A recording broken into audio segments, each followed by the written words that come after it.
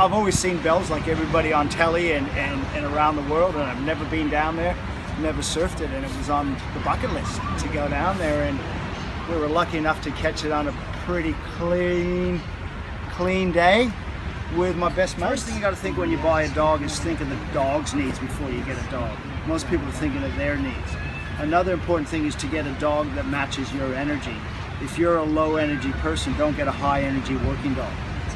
So think about what you're getting before you get it.